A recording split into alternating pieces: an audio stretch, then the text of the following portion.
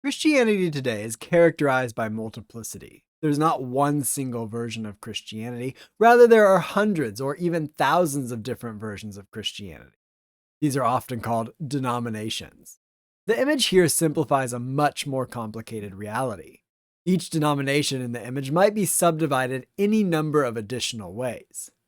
Different denominations are characterized by different beliefs, practices, norms, and histories. When we think at the level of individual Christians, the picture is even more complicated. While someone might identify with or be a part of a particular Christian denomination, they may or may not hold to all of the distinctives of that particular version of Christianity. And while Christianity is multiple in our modern world, there are things that make Christianity identifiable as one single religion.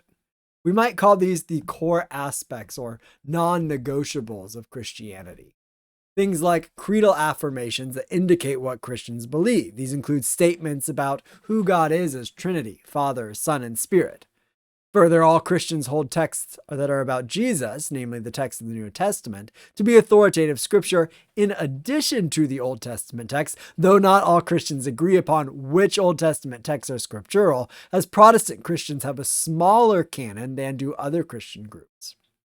Finally, all Christians hold that there are sacraments of some kind, sacred rituals that convey God's grace to God's people.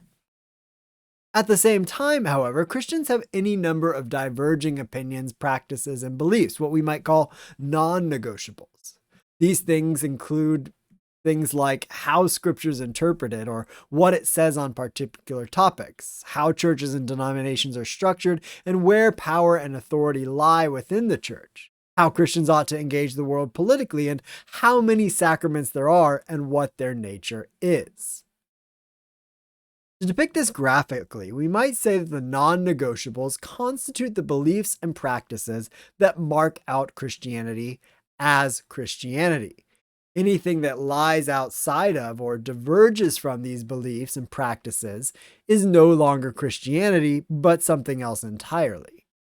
Within the circle of Christianity exist various Christian groups, sects, or denominations, just a few of which are named here. Within the circle of Christianity, these different groups and the individuals that make them up have numerous beliefs and practices that are Christian, but differ from the beliefs and practices of other Christians and the denominations of which they are a part. In many Christian circles, Judaism in the ancient world becomes a foil to early Christianity, which emerged from it.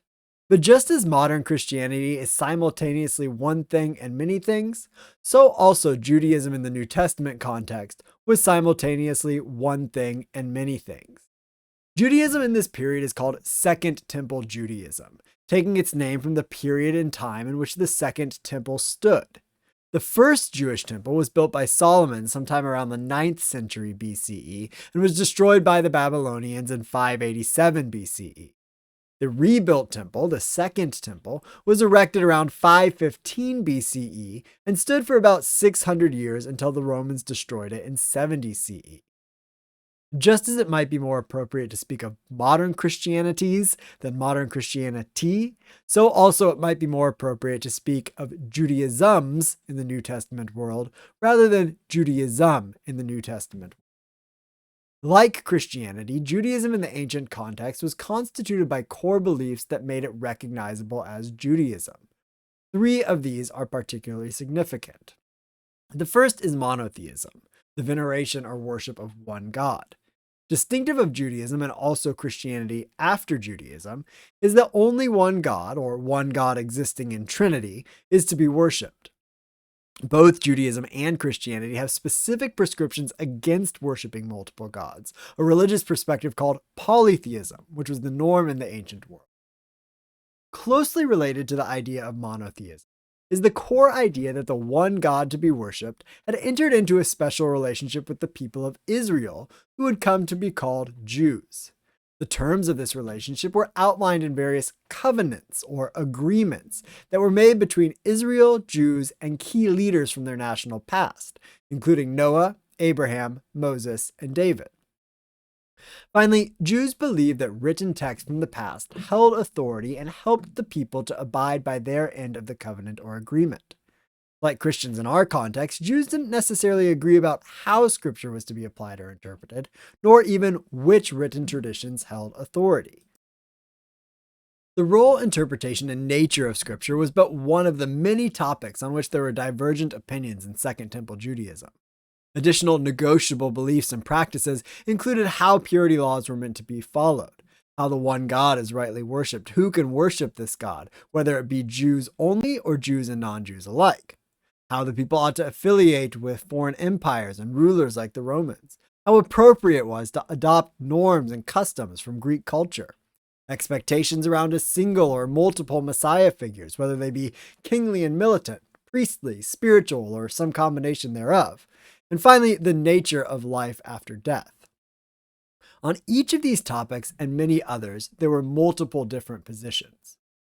We can say that the core or non-negotiable beliefs of Second Temple Judaism marked out Judaism as Judaism, one single recognizable entity. Within this sphere of Judaism, there were a variety of different groups who held different opinions on topics and lived their Judaism out in different kinds of ways. Even within these different Jewish groups, however, there have been a variety of beliefs, just as a Baptist today may hold a position on some topic that's more characteristic of pure Presbyterianism than it is of Baptist theology. It's helpful to consider two central Jewish institutions and orientations in order to better understand the variety of Judaisms in the New Testament world. On the one hand, perhaps the most recognizable Jewish institution from the ancient world is the Temple in Jerusalem. It held unparalleled significance and serves as a focal point of Jewish religious life. Because there was only one temple, it was the central hub of worship and communal identity. The temple's primary function centered around sacrificial worship, where rituals prescribed by Jewish law were performed by priests, primarily from the Sadducee sect. These sacrificial offerings were integral to the atonement for sins and maintaining the covenantal relationship between God and the Jewish people. Additionally, the temple played a pivotal role in the celebration of festivals and pilgrimages, such as Passover, Pentecost, and the Feast of Tabernacles, drawing Jews from near and far to participate in communal worship and religious observances. During these festivals, and especially during Passover, the total number of people residing in and around Jerusalem could swell to 2 to 3 times its normal size. On the other hand was the synagogues of the diaspora. They served as multifunctional centers for religious life and communal life, distinct from the singular focus of the temple in Jerusalem. Unlike the temple, which was the center of sacrificial worship, synagogues were decentralized spaces of assembly found in Jewish communities worldwide. Regular teaching and scripture reading occurred in synagogues, emphasizing the study and interpretation of the Torah and other Jewish texts. With their emphasis on scriptural interpretation and moral guidance, synagogues became synonymous with the Pharisees, who played a leading role in their administration and religious activities. In the New Testament, Jesus is frequently entering into synagogues and engaging in the kinds of educational activities that were characteristics of the Pharisees, which oftentimes gets him in trouble and conflict with them. Oftentimes, it's the people with whom we are closest to that we have the most intense conflict, and this seems to be the case with Jesus and the Pharisees in the Gospels. These two institutions, synagogues and the temple, roughly correlate to two orientations that can help us better understand the diversity of Judaism in the Second Temple period. On one side, we have an orientation towards law and choice, the idea that what one does, one's actions, are of utmost religious significance. On the other side, we have an orientation towards inheritance and priesthood, the idea that certain things are given from God and cannot be changed. The orientation of law and choice on the left primarily revolves around the adherence to religious laws and the exercise of individual agency in religious practice. Groups associated with this orientation prioritize the meticulous observance of Jewish law and traditions. They emphasize the importance of personal piety, ethical conduct, and spiritual devotion, often placing a strong emphasis on the study and interpretation of sacred texts. In their view, adherence to religious law provides a framework for righteous living and fosters a deeper relationship with God.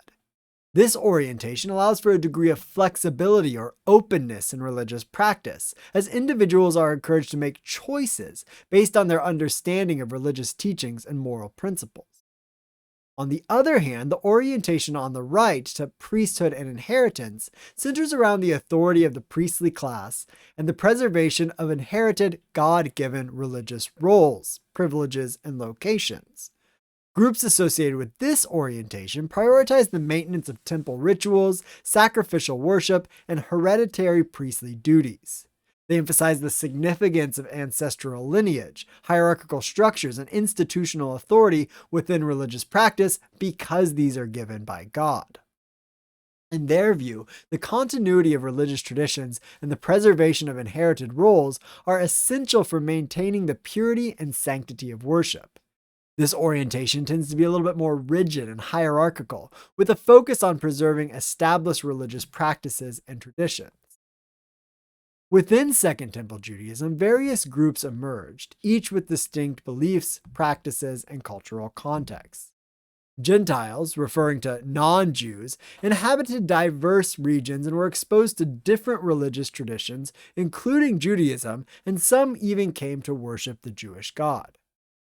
The Jews of the Hellenistic diaspora lived in environments heavily influenced by Greek and Roman culture, navigating the complexities of maintaining their Jewish identity amidst foreign customs. The Pharisees, known for their emphasis on adherence to Jewish law and tradition, sought to uphold the teachings of the Torah in their daily life by the choices that they made. The Jesus movement challenged some of these interpretations of the law, advocating for a deeper understanding that was rooted in love, compassion, and ethical living. Samaritans adhered to their own unique Samaritan Torah or Pentateuch and worshipped at a distinct temple site chosen by God, Mount Gerizim, emphasizing their distinct religious identity. Sadducees, associated with temple rituals and inherited priestly duties, again given by God, prioritized the maintenance of traditional religious practices. And finally, the Essenes, represented by groups like the Qumran sect, pursued an ascetic lifestyle aimed at purity and detachment from Roman and Hellenistic influences. To map these different groups onto our spectrum of orientations looks something like this. While the groups and individuals that make them up are diverse, and they hold different positions on different topics, these orientations provide a way to understand what guides their overarching outlook. Those to the right tend to be more nationalistic and exclusive in their understanding of how the Jewish people engage their God and the world, while those on the left of the spectrum leave more room for human action and choice. There's a temptation in Christian circles, especially when reading the New Testament, to pit Judaism against Christianity. It's important for us to remember that Judaism in the New Testament context was diverse. It's probably better for us to speak of Judaisms in the time of Jesus rather than Judaism in the time of Jesus. Moreover, in the context of the New Testament, Christianity had not yet emerged as a religion distinct from Judaism. It still existed within the sphere or circle or under the umbrella of Judaism. While the Jesus movement and the writers of the New Testament possess their own unique outlook on certain topics, especially the importance of Jesus' life, death, ministry, and resurrection, we must remember that members of this movement and the writers of the New Testament were tethered to the Judaism of their day. Their expression and understanding of Judaism may have been different from many of their contemporaries, but it was an expression of their Judaism nonetheless.